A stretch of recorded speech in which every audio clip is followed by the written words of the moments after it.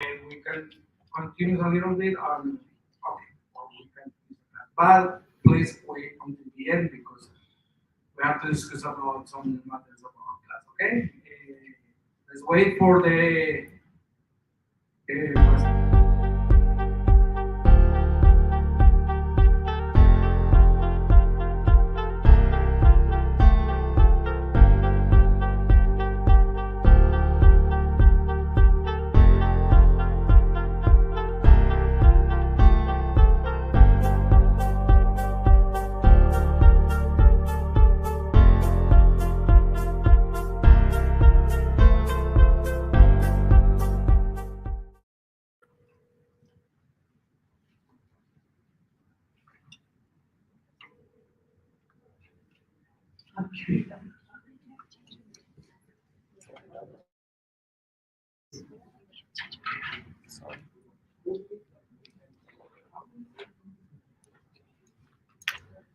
Okay. Ahora sí, Susana.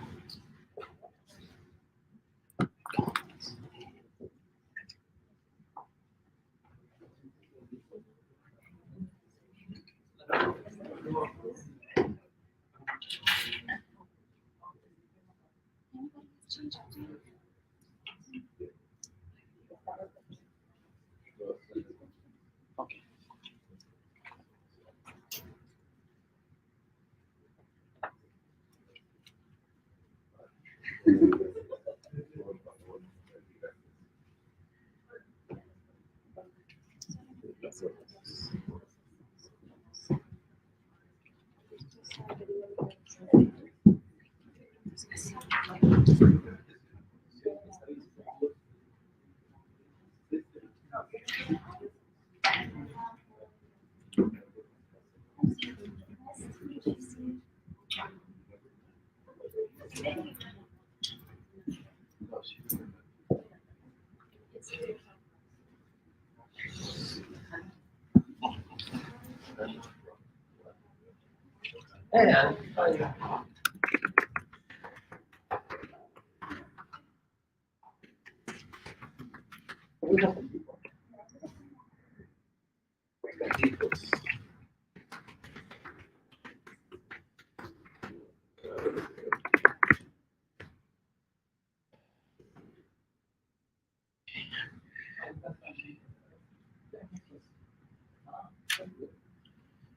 We are on Facebook, YouTube. Facebook, YouTube, and Twitter Live. Twitter. So we are everywhere. automatic and Also the Trinity Street Cemetery. Soon. Okay.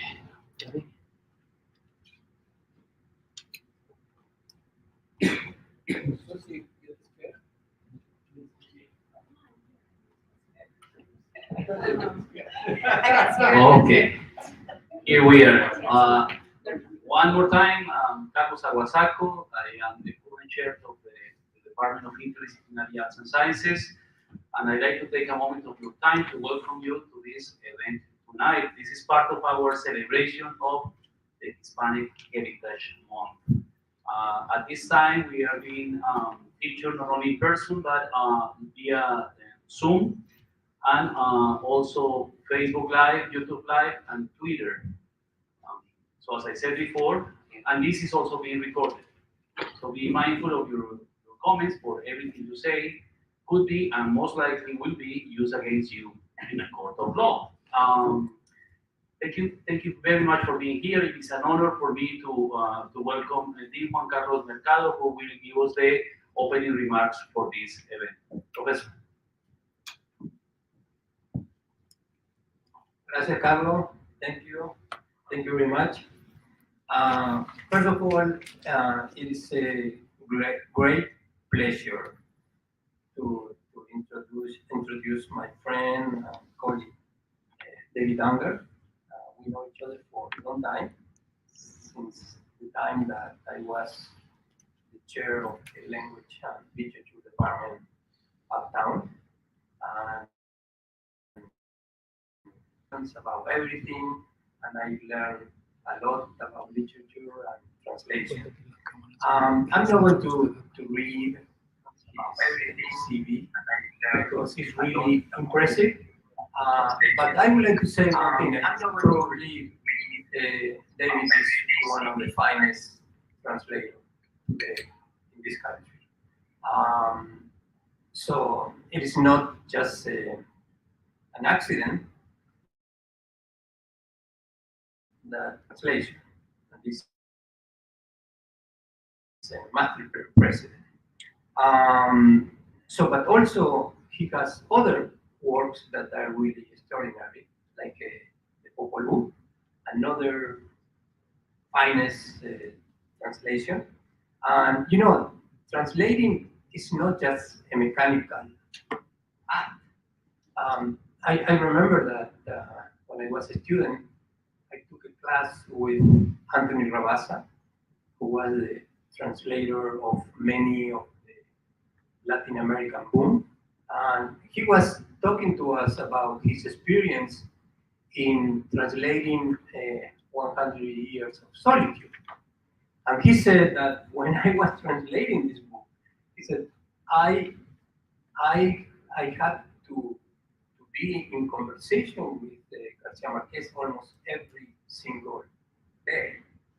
So, because it was so complicated, this novel, that's what it was. And he said that, we asked him that what Garcia Marquez said, like, translation. And he said, Garcia Marquez said, the translation is better than the original. So what means is that not only when you translate the work, you have to feel what you are doing. So, but I don't want to talk about that because I'm not an expert. The expert is here. So thank you, David, for coming. I'm pretty sure that we are going to have a great conversation. David is from Guatemala. And also we have here Professor Susanna Rosenbaum, who is also from Guatemala. And they didn't know when I introduced them that they are relatives. So it was some kind of an accident, this connection. Susanna Rosenbaum is associate professor of anthropology here in our department, and also she is the director of the MA in the Study of the Americas. And she published just recently a very important book. The book is Domestic Economies, Women, Work, and the American Dream in Los Angeles. It was published by Duke University Press. And this book is dealing with how Mexican and Central American domestic workers and their primary white employers seek to achieve the American dream. So I recommend this book, it's pretty good. So we thought that it would be a nice conversation to have an anthropologist and a literary person. So welcome both of you. Thank you very much.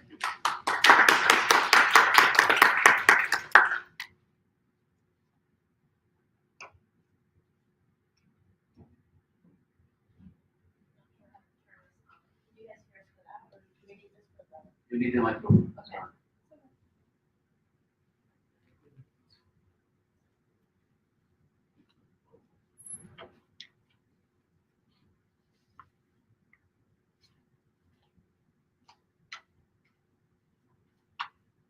Hello. Es más o menos. Yeah, of course. Thank you everybody for being here. And for joining us. I think we have touched on a lot of the questions I wanted to ask you are some of the most important ones about translation. But let's start with why you decided to translate this book and how you came up with that. Okay, we're working now. Yeah. Sometimes when they're too close together, they tend to create a problem. So I read Señor Presidente when I was about 20. Actually, I read it in Guatemala when I was traveling around.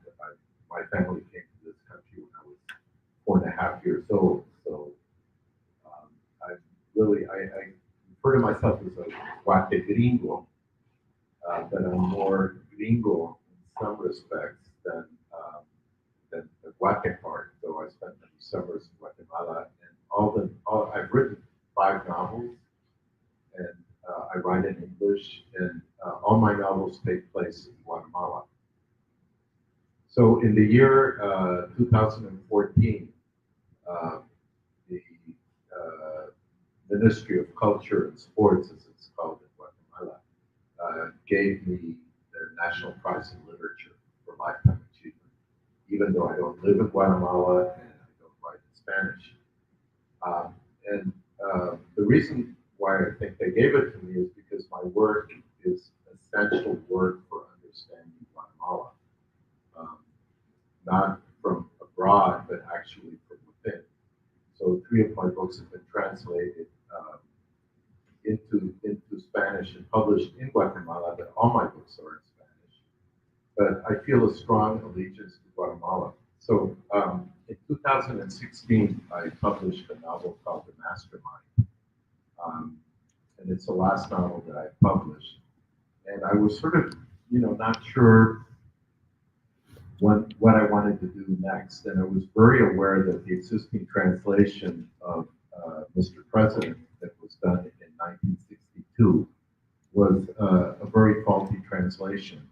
And I also knew that even though Miguel Ángel Asturias, the author, won the Nobel Prize in 1967, and he was the first Latin American novelist to win the Nobel Prize. Gabriela Mistral, the Chilean poet, won it in 1945 for poetry. But his reputation in this country is like, have any of you ever heard of Miguel Ángel Asturias? Who is he? Is it at the corner of Bodega? Is it a book? Is it a library? No, he's a Nobel Prize winning author. And so I thought, well, Guatemala has given me so much.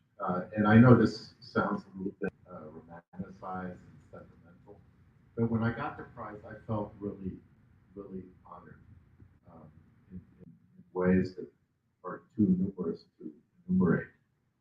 But I felt like I wanted to give something back.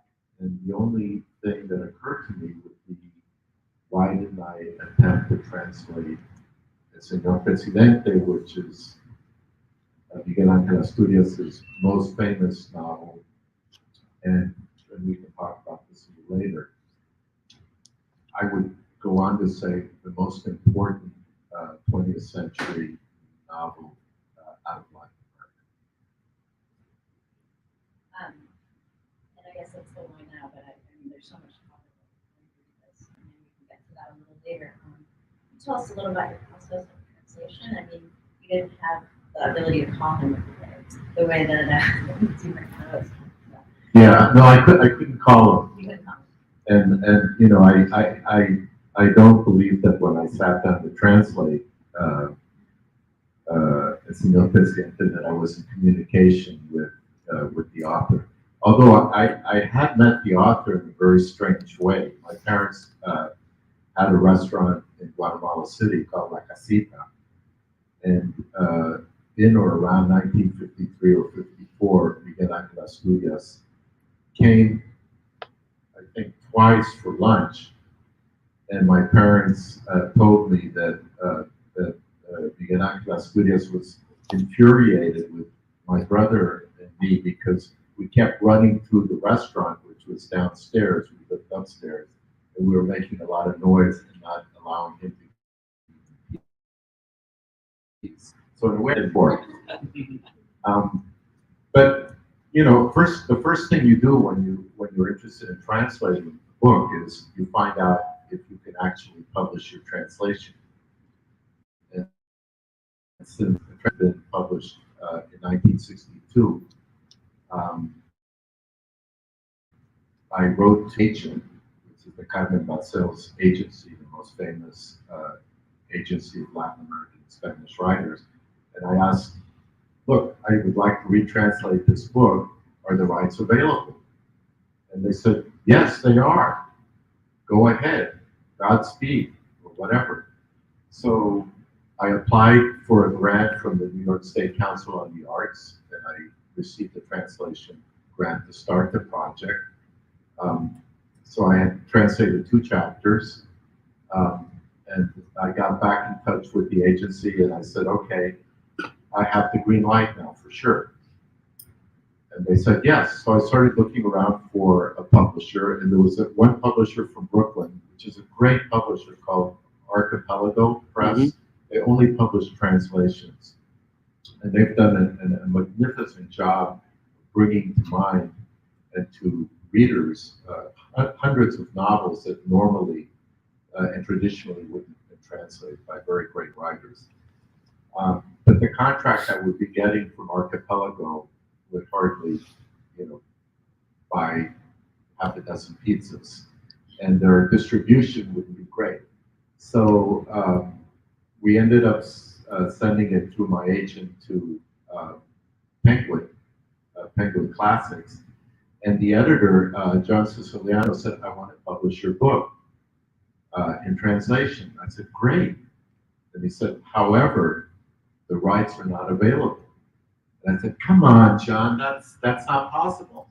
I just wrote to the agency that makes money from the author, from the heirs. Whenever a book is published, you have to pay to publish a translation. So, and they get royalties, every year from sales. They're supposed to get, 20 cents or 30 cents a book. So, they're interested in the monetary aspect of it. But in fact, they hadn't collected royalties, which is the money that they get, for like 50 years from the British publisher. So when they contacted the publisher and said, well, the rights are, we would like to publish a new version, they quickly put out a new version of the book, trying to block it. So it was really quite a complicated thing. But at that point, I finally got a contract. They told me that I couldn't publish it for another 4 years. So I went through and did one draft. I waited about a year and then went back over it. But I did something else that was necessary for me. I reached out to 2 of my Guatemalan writer friends, Luis Funchal and Javier Mosquera, and I sent them about 250 queries. So I couldn't talk to Miguel Ángel Asturias, but I could talk to Guatemalans who are experts in Asturias' work, and they were very, very helpful. So how do you go about the actual process of translation? Like, what is your process? And I'm thinking of things like editorial control. Like, how do you get it in the brain, or how do you get it in the brain of the author? It's not just translating word for word. Yeah, well, one thing that I noticed is that the 1962 version was a very arch and I'm going to use the word in Spanish or a phrase, una traducción no muy amigable, a kind of translation that wasn't very friendly to the reader, a translation that would have been off-putting, that wasn't welcoming. So I wanted to come up with a translation that would be welcoming, so that you, as readers, would want to read this book, rather than say, what the hell's going on here? I don't understand. The original translation was very anglicized, very British, blimey, here come the coppers! And that's not how you speak in Guatemala. Oye, aquí vienen los trontes, so it was, for me, I wanted to come up with a version that was friendly and also was contemporary, that spoke to you as readers in the year 2022. I didn't want the book to seem like a book that you had to read because you're picking a survey course in Latin American literature and translation. So, I started rereading the novel, and what it is a kind of magical process because I started out translating novels by translating the work of 3 Mexican women writers in the 90s.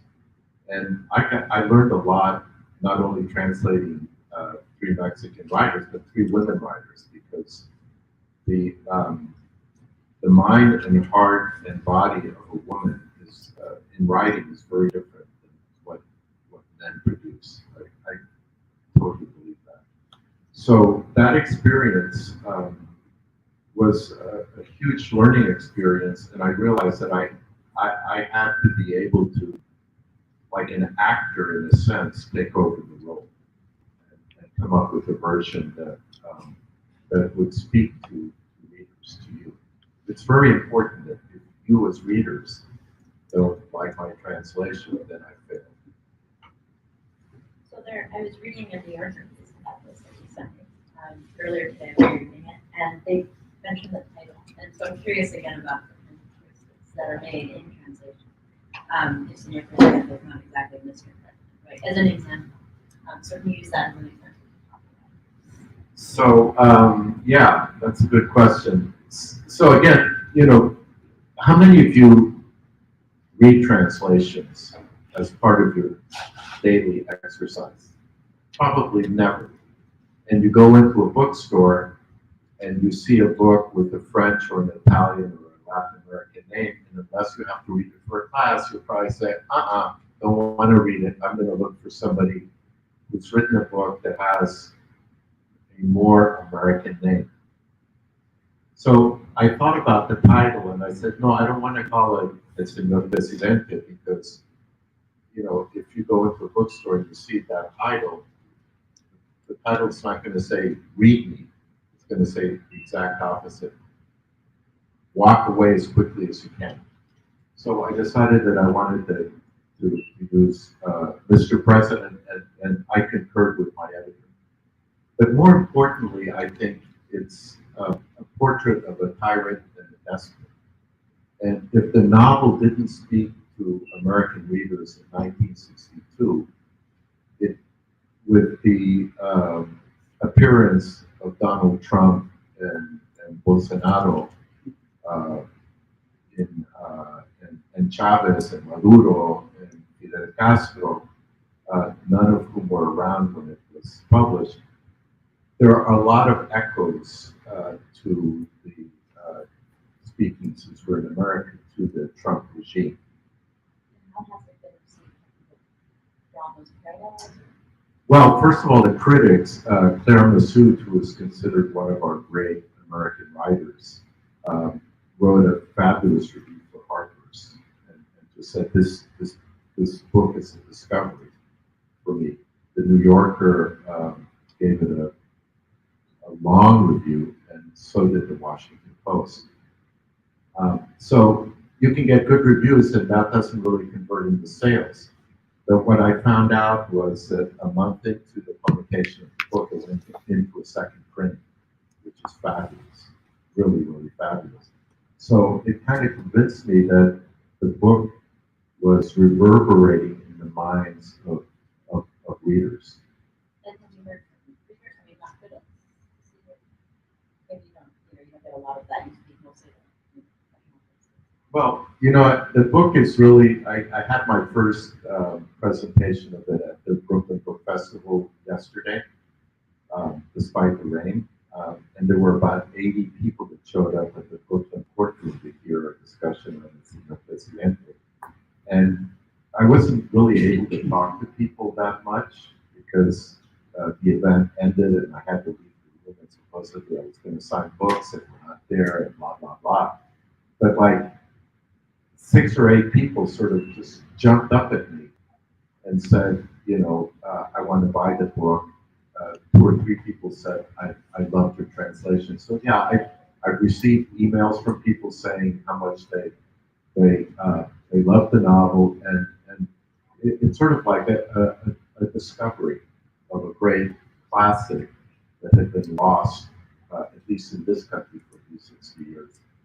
Sticking with the way it resonates, I mean, the sort of notion of terror seeping into everyone's lives in kind of discreet ways, or subtle ways, but that dominates is very familiar to me because I was born involved through the Civil War, but it also does resonate with everything that's going to happen here. So, did you have to make adjustments or or was it in the book? It's all in the book. It is all in the book. The book is magnificent.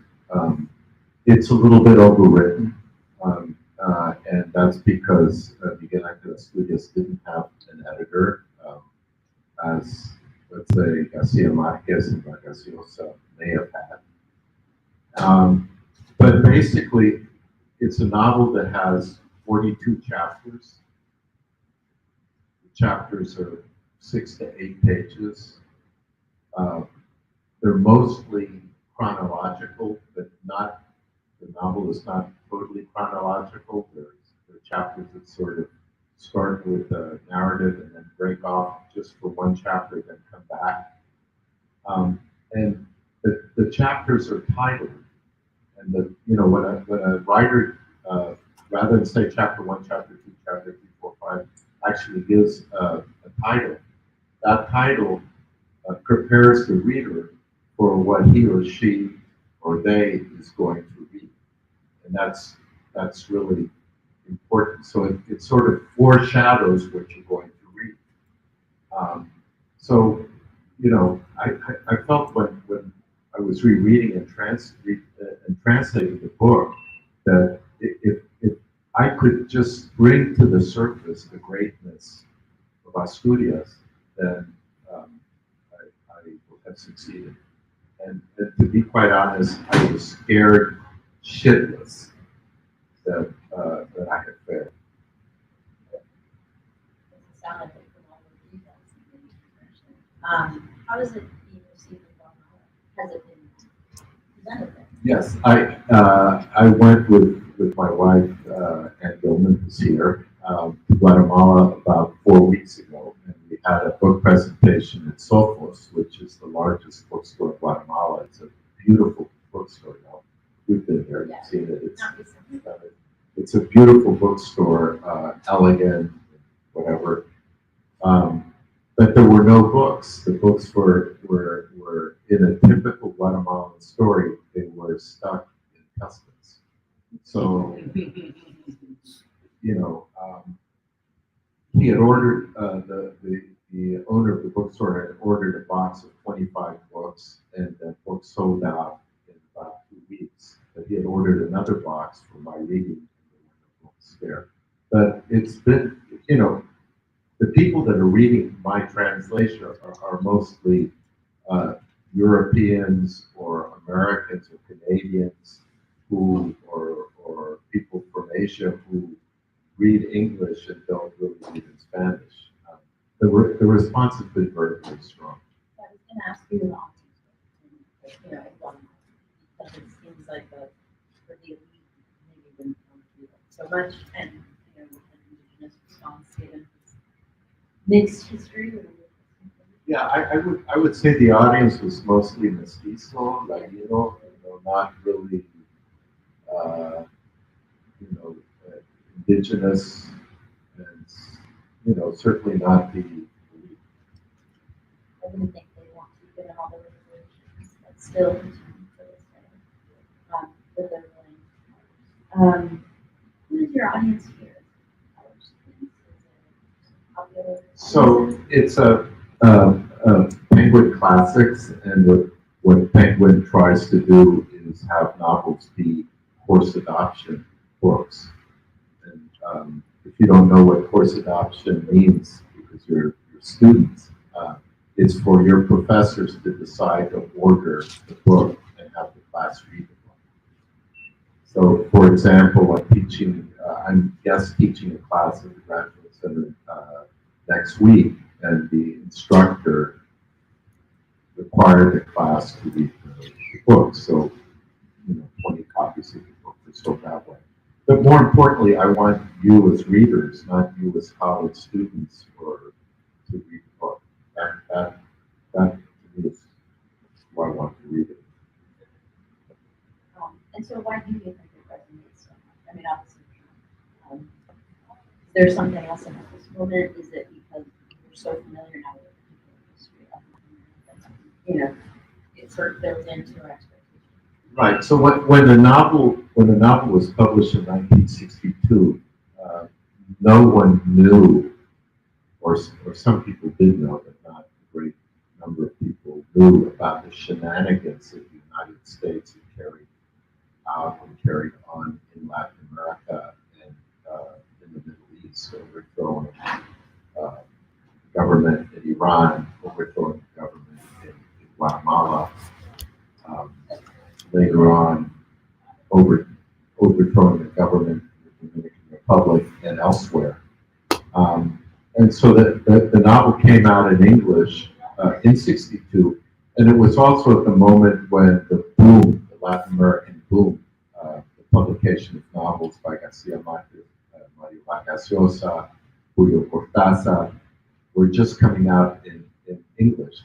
And I think many of the readers back then saw El Señor Presidente as a novel of an earlier age. And, you know, the boom, the Latin American boom, though it was about the publication of great novels, it was also a public relations stunt. You know, it's sort of, you know, if you want to sell books, you call it a boom, and you get people interested in reading each and every boom writer, not just one book, but 2 books, 3, and so on and so forth. And so he just sort of fell on the wayside. And as I said earlier, the translation didn't help. Why did they publish it? Why did they publish it? You know, Yeah, it was published. El Señor Presidente was written between 1922 and 1932, and it was about a government in Guatemala that was from 1898 to 1920. So the novel really is about events that took place 120 years ago in Guatemala. Miguel Ángel Asturias didn't publish the novel in 1932 when he wrote it. He was good friends with Bertolt Brecht, with Gertrude Stein, with James Joyce. But in 1932, what happened? It was the Great Depression. So he was without a job. He went back to Guatemala. Who was president in Guatemala? Jorge Ubico, who was a Mussolini-type president, who, if he had read this novel in Spanish, would have thought that Miguel Ángel Asturias was writing about him. I mean, Ubico thought he was Mussolini. He would dress in full uniform, he would wear boots up to here, you know, a total dictator. So the novel wasn't really published. It was published in Mexico in 1946 in an edition that was paid for by Miguel Ángel Asturias' mother, but it really wasn't published until 1948 when it came out in Buenos Aires with Rosada. So it was really like an old novel, and then he picked a fight with. Have you guys read 100 Years of Solitude? You want to raise your hand if you have. So he picked a fight with Garcia Marquez by saying that when 100 Years of Solitude came out, that he had stolen the idea of these, 3 families and the generations passing in circular time from Balzac, and that it wasn't a very original novel. So,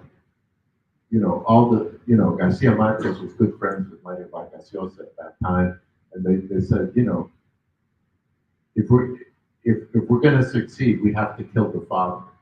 So what they did is they sort of killed Miguel Ángel Asturias by ignoring him and by sort of like making fun of him, despite the fact that all the elements that you find in 100 Years of Solitude, you find in the magical realism, the surrealism, the fantasy, it's all in this book. And if Garcia Marquez were alive today, as Mario Vargas Llosa says in his introduction, um, we owe an allegiance to Miguel Ángel Asturias because he was the writer that we were reading who really introduced surrealism to us as readers. Have you mentioned that? How did you go about? How does one go about writing, getting into it? Well, I didn't get them. There was a commemorative edition of El Señor Presidente that came out like 4 years ago, 5 years ago in Spain. And Vargas Llosa wrote a 3-part essay that was included.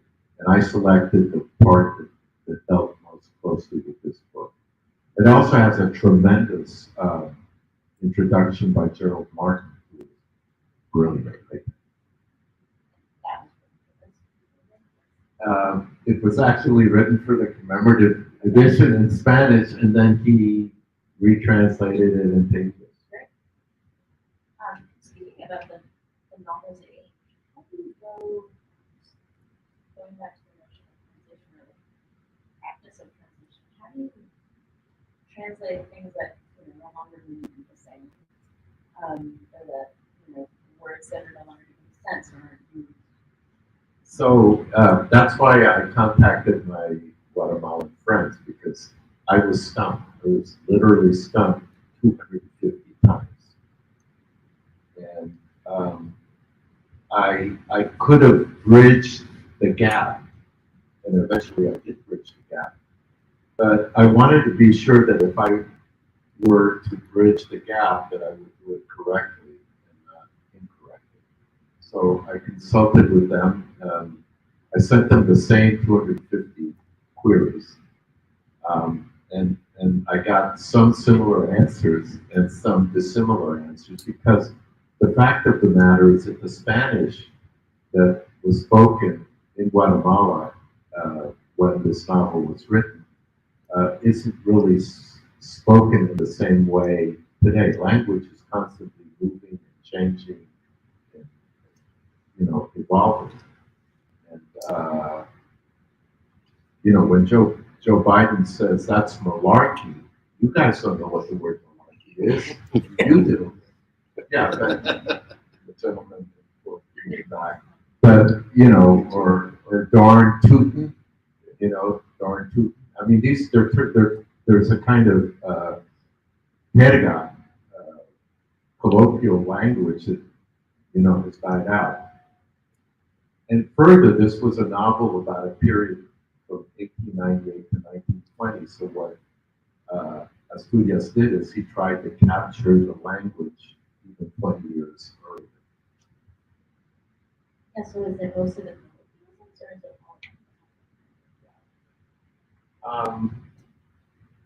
No, I think, first of all, the novel has a strong narrative strength to it. It tells a story. And it tells the story, it's a love story. People don't want to talk about it, but it is a failed love story, because how can you have love when you have a government that is so rotten and so manipulative that love can't flourish? So, I don't want to get into the details of it, but it is a kind of love story. There's a narrative strain that is very, very strong throughout the novel. The novel is laugh out loud funny in parts. There's a scene that's called, I don't remember what the chapter's called, but there's a character called La Vaca Habladora, the talking cow. So the president is going to give a speech, and he's not in his Guatemala City home. He's out a little bit in the country, and there are legions of people waiting for the president to speak. So the laughing cow is sort of, what's the name of that woman from Georgia, who's the Republican woman who's hideous? Yeah, Marjorie Taylor Greene. So there's a Marjorie Taylor Greene character, which is this talking cow, who stirs up the crowd and says, you know, here comes this most brilliant, this great president who made you so much money and is only, you know, interested in American values. So she's speaking, and then it's his turn to speak. And he walks out to the balcony, and he sees all these people, and he can't talk because he's so stirred up. So his Miguel Ángel, his confidences, come back in and you know, regather yourself, regather your composure before you go out there. All this praise has just made you too emotional. So he sort of, you know, recovers and he goes out there to speak. And all of a sudden there are bullets, guns shooting, and everyone's ducking. He comes back inside, and what has happened? A drummer has fallen from, you know, the staircase from the third floor to the second floor, and as he's falling with his drum, all the soldiers around there feel that there's an assassination attempt that's happening. So there's shooting going on. It's really funny. I haven't given it away because it's so funny that you're going to fall on the floor laughing. Yeah, now that you are recapping that for me again, it did remind me of that moment of the Trump's first cabinet meeting. When everybody had to extol him before. Exactly. Everybody has to come and you know, and praise him. And if you know, if you're Jared Kushner, as we learned recently, your father-in-law doesn't think much of you. He has to tolerate you because you've married his daughter, but he thinks of you as an asshole, you know, as a child, as an idiot, you know, and it's basically the same thing. Yeah, I think there's a parallel to it in a way. Well, he's rarely seen how he doesn't really speak nonstop, but you know, even when he's supposed to be out of your sort of immediate range, so is that your mind, right? It sort of seeps into every kind of fear of what's happening. Yeah, he's never present, and even though the novel is clearly taking place in Guatemala, the country's never named. So it takes place in an unknown Central American country, but there is a reference to the quetzal, which is the national bird of Guatemala. So you kind of know it's Guatemala. It's also interesting, and this is maybe just more to you, but the part about they're talking about the barely Jewish Christians, that means, you know, going back to, you know, 100 years, plus Right. we were there. Exactly. And there are parts of the novel that I kind of tried to clean up a little bit, but I didn't eliminate. There are parts that are anti-indigenous, they're anti-Arab, anti-Jewish, and you know, it's a sign of the times. You know, it's sort of I had a statement in my translator's introduction about it that, you know, they're sort of offensive things, you know, but you know, it was written 100 years ago, and you know, we don't have to clean it up. Just kind of tone it down a little bit. How do you make those choices given that Guatemala is a Christmas country, right? And it representing all the feelings. I mean, you know, Asians, Arabs, Jews, and indigenous people all get insulted in the novel. And it's apparent, you know, and partly it's the characters who have those prejudices, and partly it's Miguel Ángel Asturias. You know, it's just, you know, what it was. Most of the stores that were in the Portal area were all owned by either Jews or Middle Easterners of Catholic and Muslim descent, or Asians. And that's the way it was. Right, so how do you make the choice of how much? I didn't really finesse it. You know, I leave it there as much as I can, but I don't, you know, give in to, you know, Right, you don't want to reproduce it. Right, exactly. That's not Beautifully said. You said it now. I just parroted what you said, yes. Great, thank you. I have more about specific. Yeah, no, I'm more interested. We should open it up to you guys, you know, because it's really not fair for us to be talking about a book you haven't read.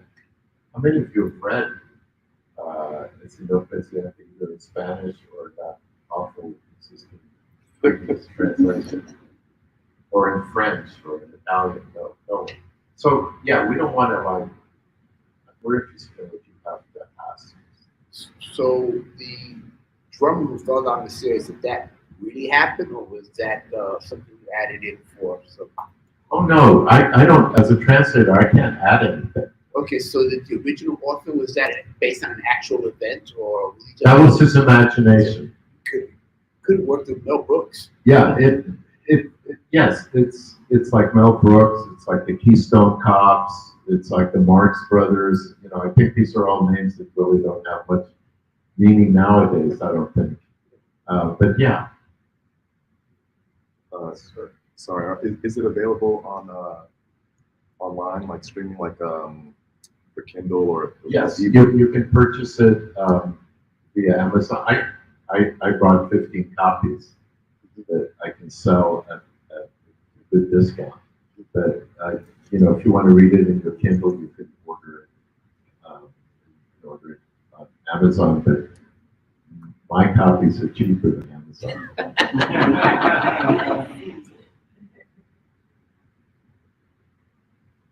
Did you want to have a follow-up question? Yeah. Do you accept credit card or Apple Pay? I don't. Cash only. Sorry. Order it online. I know you like your Kindle. You like reading on your Kindle. I do. But I can't find your copy on Kindle. So what was the ultimate message from the novel? What was he trying to impart, other than the fact that dictators are dictators and bizarre in nature?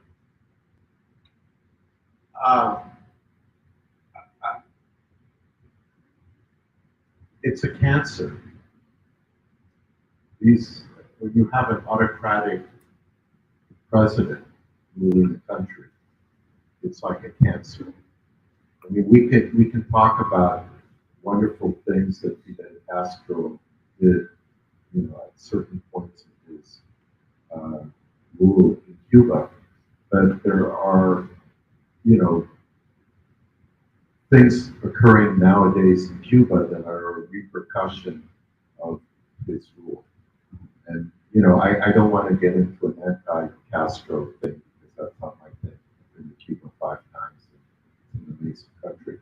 But, you know, if you think of Bolsonaro in Brazil and what he's done to the Amazon, and how he has learned from Trump to lie and to deny the truth, it's something that permeates all aspects of society, even the food that you eat and the air that you breathe. Yes. So I want to give you my take on it, and I read the book. And in terms of like what its message for me is there's a lot of characterizations of different personalities in these very short chapters. Nobody else has a microphone. Why am I Author would like you. It's being recorded. It's being there. So the point is, there's a lot of characters that are portrayed, and it's almost a spoof or a parable about how people treat each other. So in certain chapters, there's interactions between a married couple and how they talk to each other. And you get to observe, because of the exaggeration, behavior that perhaps we ourselves are guilty of on a toned down level, right? So if you're ever in a bad mood and you're nasty to somebody or abrupt or dismissive, these characterizations are hugely exaggerated, and I think it reveals underbelly of a lot of characteristics that human beings unfortunately bring to the world. I think there are other ways. There's a lot of violence in the book, a lot of really, really disturbing interactions about how people treat each other. And I think that all of that resonates on a lot of levels. I almost feel like reading it once isn't enough, because even though the chapters are so short, there's so much. It's dense. It's very dense. And I don't mean dense in the heart, I mean a lot to sort of process. So I don't know, that's my take. No, you're absolutely right. I mean, there's a character, the president's secretary, that by accident spills an inkwell on a document, and the president sends him away to get 200 lashes for that. He just, it's a president that dominates everything. There's a woman who has done nothing wrong, who gives birth, who happens to have a document on her by accident, and she's accused of being responsible for the escape of the president's nemesis. So she is put into prison with her child who's still breastfeeding. I don't want to tell you what happens. And eventually she ends up in a brothel. It's not right. But I think what he was trying to say, Miguel Ángel Asturias, was that,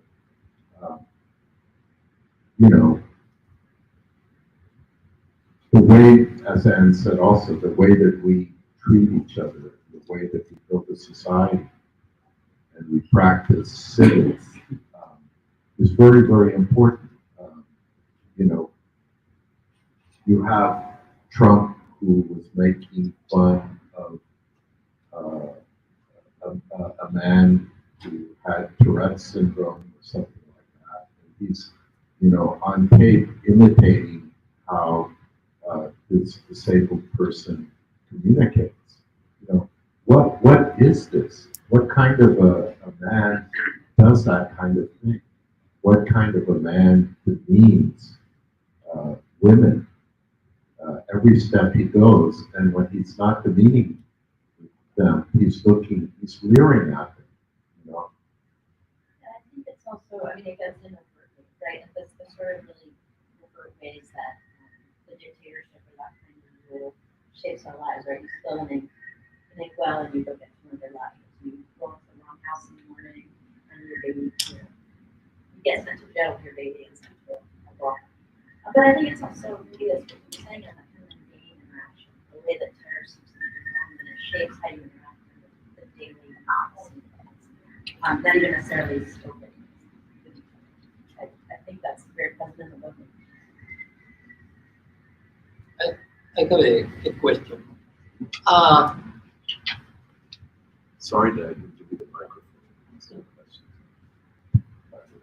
So, as you know, David, there is a long tradition about this gender that can start with Facundo, Amalia, Jose Marmol, Joel Supremo, Roa Bastos, Garcia Marquez also wrote about the strongman, the dictators, and lately, La Fiesta del Chivo, exactly.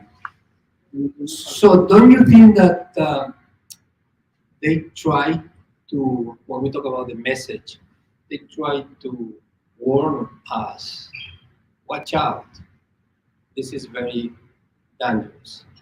But it looks like this gender is not a gender anymore. It is a reality because you have been mentioning what is going on in the world today, in our own world. So we have Bolsonaro, we have Nicaragua, we have Daniel Ortega. So we have the Bukele, the president of El Salvador.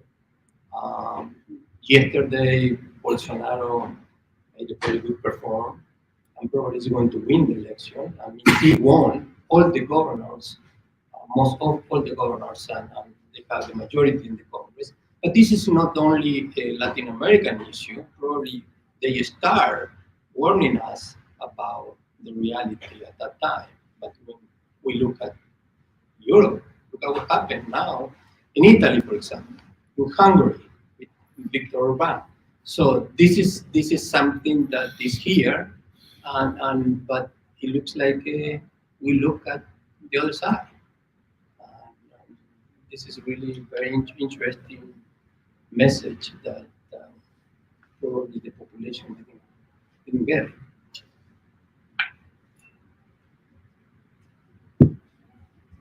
What you said is absolutely true.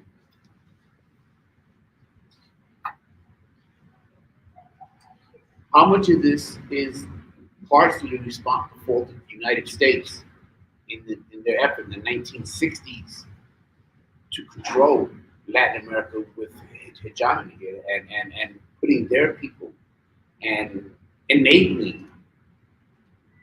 Okay, so again, this novel, yes, what role does the United States play in terms of this novel or in the current world situation?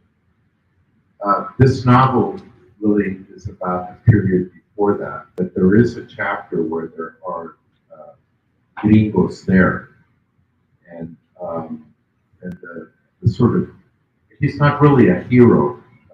His name is Cara de Ángel, Miguel Angel Face. Is having drinks with the Americans, and I think one of the Americans says, "Look, you should just go talk to the president. Go talk to the president. He's a reasonable man. He'll help you work things out. I know you've had a misunderstanding with him that it'll work out." So that really is the kind of, all that we see of the Americans. It's really pre-American dirty tricks in world government. The Americans didn't have to resort to many dirty tricks because they had a dictator that they had, the dictators at the time were supported, at least not directly, indirectly. And of course, there's, it's both the Americans and the Guatemalan people in concert to maintain that.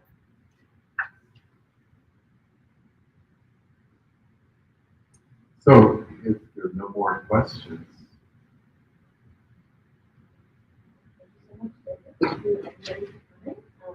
Yeah, I'm really appreciative that you came because I was talking to Dean Mercado earlier, and he said that, first of all, you guys work all day, and you come here at night, and it's easier to do it via Zoom. But it's just great to see your interested faces in person. So thank you for coming.